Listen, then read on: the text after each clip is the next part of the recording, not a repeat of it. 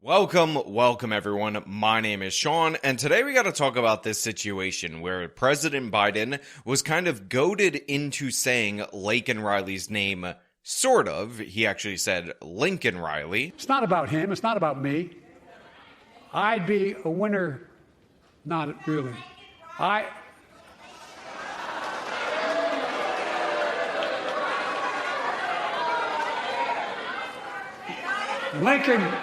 Laken Riley, an innocent young woman who was killed by an illegal. During the course of the State of the Union, and during him mentioning that, he mentioned the fact that Laken Riley's accused killer, or Laken Riley, again, according to President Biden, was in fact an illegal immigrant. Laken Riley, an innocent young woman who was killed by an illegal.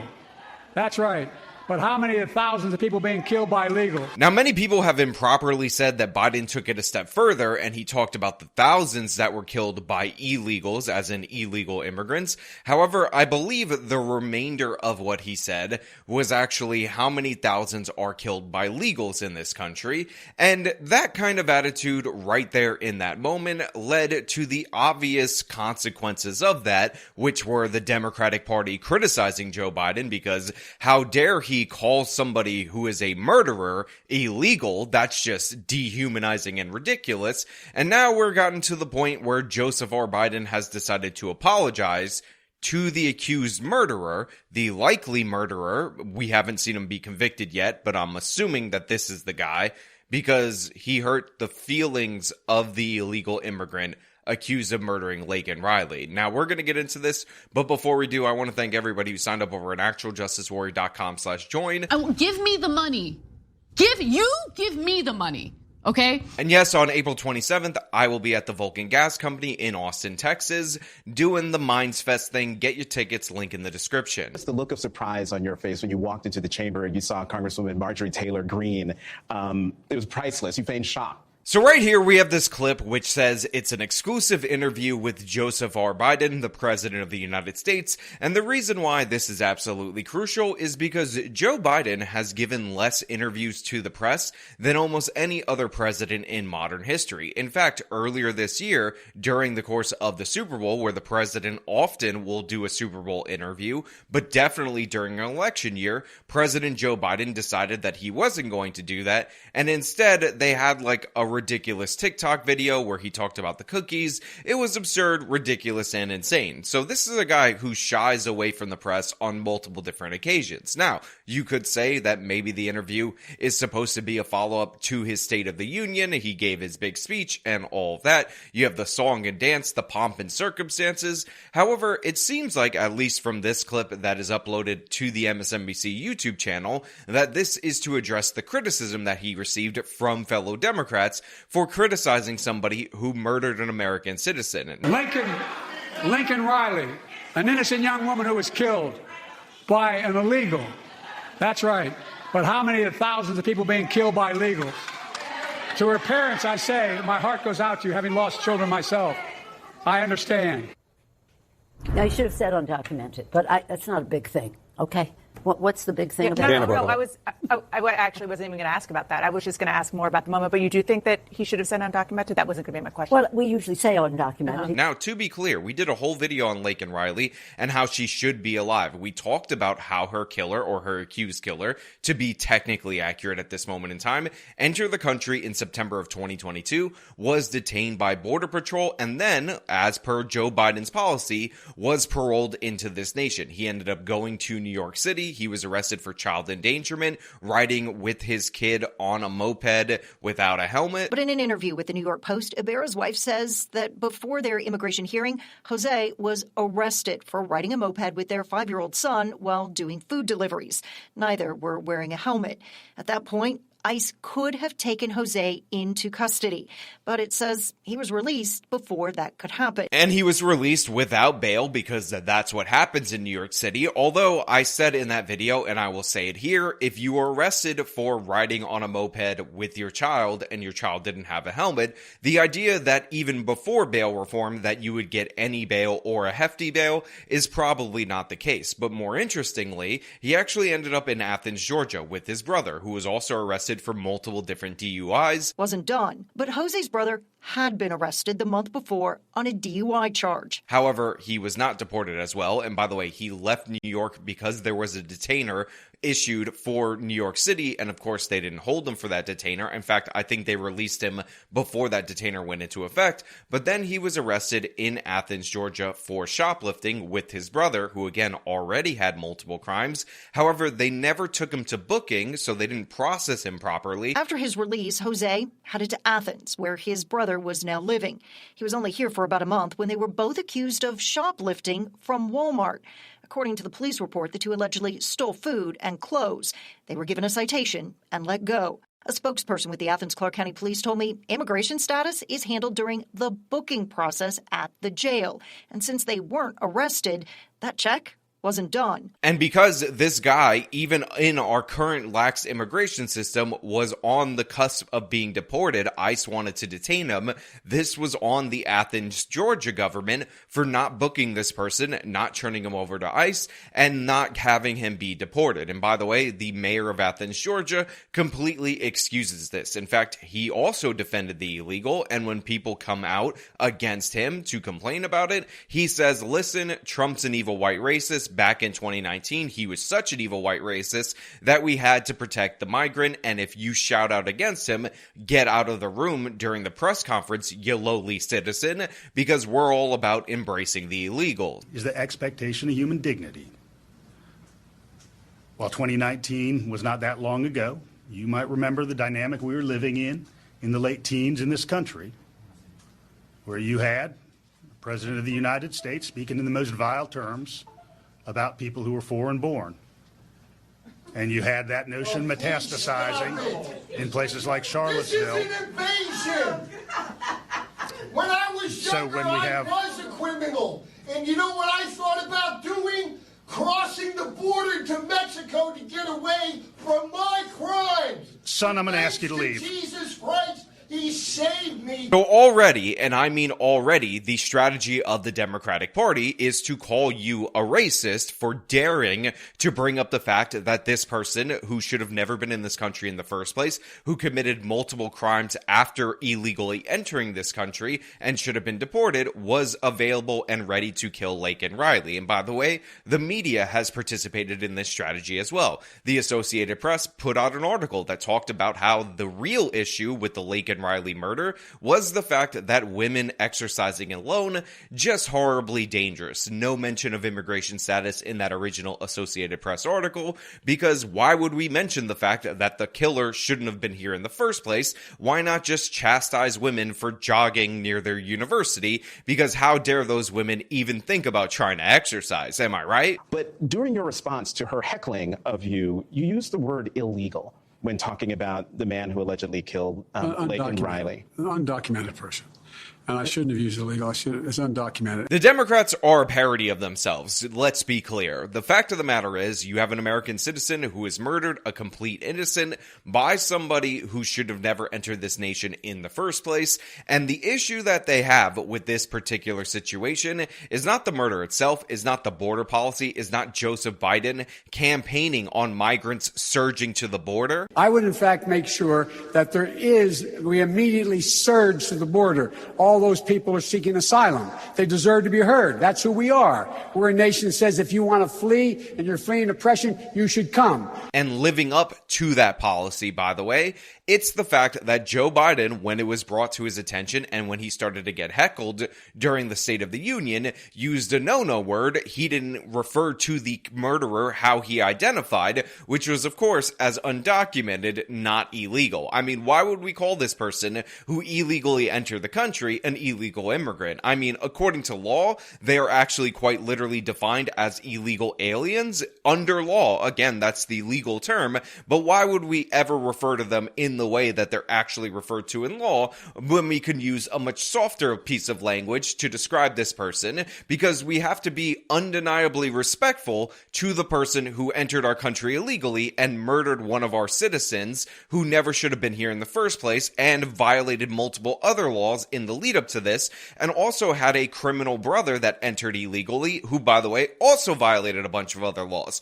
On top of that, this guy was an immigration fraudster. He got married to his wife, according to his wife, to seem more sympathetic to the asylum courts because, of course, they were economic migrants claiming asylum status fraudulently. But here we have the President of the United States apologizing, groveling after these left-wing lunatics went off and started complaining about the fact that he used the phrase illegal. He's like, I shouldn't have done it. And listen, one of the differences between me and Trump is that he's so mean to the illegals, and he refers to them as vermin. It's undocumented. And look, when I spoke about the difference between Trump and me, one of the things I talked about on the border was that the way he talks about vermin, the way he talks about these people polluting the blood.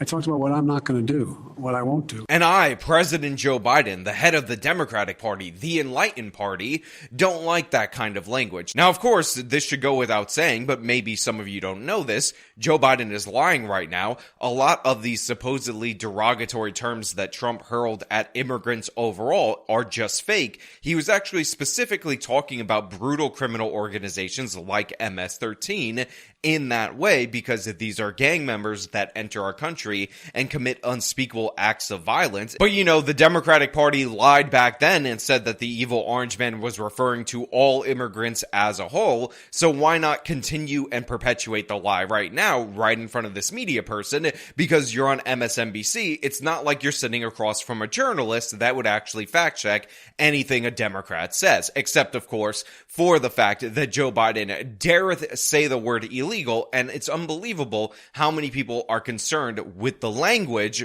rather than the actual crime. I'm not going to treat any of these people with disrespect. I'm not going to treat any of these people with disrespect. I'm not going to treat a single one of them with disrespect. That's what the President of the United States just said right there. Jose Ibarra is deserving of our respect. And why is he deserving of our respect? Because he has absolutely no respect for the United States of America, our laws, our traditions, anything like that. He doesn't even respect the lives of our citizens because, again, he's accused of brutally murdering one of the citizens. Now, I know certain articles said, look, Ibarra had to be so brutal. He had to smash Laken Riley over the head so many times, because Laken Riley was big for a girl, apparently, and fought back, and Jose Ibarra was only 5'7", so he had to deform her skull, but we're going to treat him with the respect that he deserves. And by respect that he deserves, I mean the respect that he definitely does not deserve, because we shouldn't be respecting murderers. This is absolutely insane right here. This is a guy who is supposed to be in charge of the border, in charge of law enforcement. The executive branch is to execute, and he's talking about how we need to be kinder to the criminal. We need to protect the criminal. This guy who brutally murdered this girl, deformed her body, hid her body, was covered in blood, overwhelming evidence against him. He deserves our kindness and our generosity, because in reaction to the kindness and generosity of the Biden administration, he rewarded that by murdering Laken Riley. That's what we're talking about right now. This is absolutely insane. I'm not going to treat any of these people with disrespect. Look, they built the country. The reason our economy is growing. Hey man, they built our country. I mean, what would our founding be in the United States of America without Venezuelan asylum fraudsters that murdered women on college campuses? Would we even have had a Declaration of Independence without these people murdering women on college campuses while they were out for a jog in 1776? I mean, really think about where our nation would be as a whole if we didn't have college girls being murdered by asylum fraudsters since the very founding of our great nation. Now, I find this to be incredibly funny for a number of reasons other than the fact that it's patently absurd and ridiculous. Jose Ibarra built nothing for the United States of America. Let's be clear about that. And when we're talking about a crime like murder, we should talk about the murderer with the disdain that this person absolutely deserves. But more importantly, this idea that the country that they say, by the way, was built on slavery and evil white racism is also built on evil illegal immigrants that murder college girls is absurd and insane in every possible way, yet he says it with a straight face. Yet he says you must be respectful to them, because think about how mean the evil orange man is. Think about how much of a bad guy he was, because he wouldn't have let this killer into this country. He would not have paroled him. In fact, he was trying to detain more people at the border, and we pretended that this was such a horrible thing because, oh, family separation, so sad. I mean, geez, these people entering the country illegally. I mean, what are we even doing? We have to control the border and more orderly flow, but I don't share his view at all.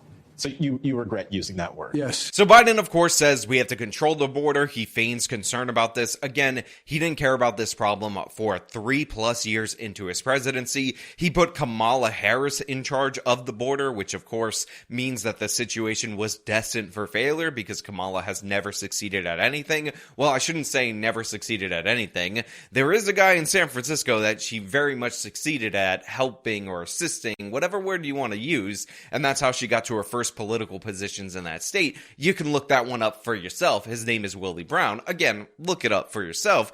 But yeah, he never cared about this issue at all whatsoever. But what he really is concerned about is the backlash from within his own party for using that phrase. And this guy who's scolding him over at MSNBC is like, you regret using those words, don't you? Don't you regret it, Joe Biden? And Joe Biden's like, yes, I'm so sorry. What would our nation be without people who murder nursing students, who enter our country illegally and defraud the asylum system and live off the taxpayer dole while they're doing so? I mean, just think about how small our economy would be if we weren't propping up this illegal migrant criminal population. It would devastate us if you really think about it. Now look, I'm not big on voting, possibly because I live in the state of New York, and the state of New York, at least presidentially, is overwhelmingly blue.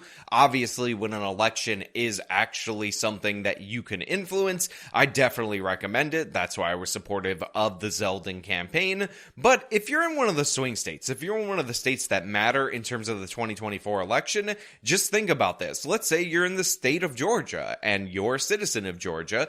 Just realize what team Joe Biden is playing for. Biden is playing for the team, playing for the party that's looking towards these new, hopefully, according to them, soon-to-be Americans, rather than the American citizens that we actually have. They're looking at lawbreakers that live off the taxpayer dole, rather than people who are studying to become productive in order to serve their community. This guy would rather go to bat for basically the pronouns of an illegal alien rather than the innocent citizen that was murdered by said illegal alien. And this is something that a large portion of the Democratic Party is going on about. You go on Twitter, Joaquin Castro, or whichever one, they're twin brothers, I don't really care about which one said it, is like, no human is illegal, how dare Joe Biden. Quote tweeted by another representative saying, no human is illegal, Cory Bush did it. All these people go out of their way to bend over backwards in order to cater to this killer, but none of these people will actually mention the name of Laken Riley. And the thing is,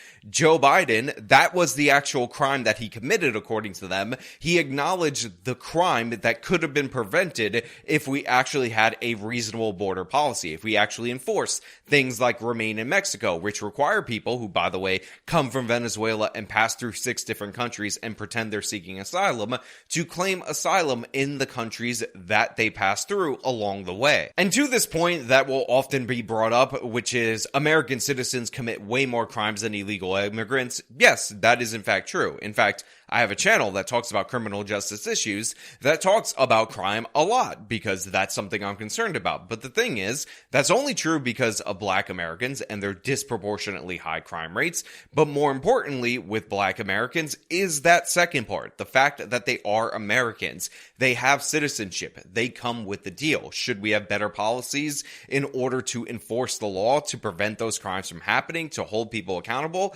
Absolutely. Again, that's what this channel is all about. But the fact of the matter is, not every one of those homicides is preventable due to a policy change. And to a certain extent, obviously people are going to be able to enter the country illegally. We have thousands of miles of border to the south, thousands of miles of border to the north.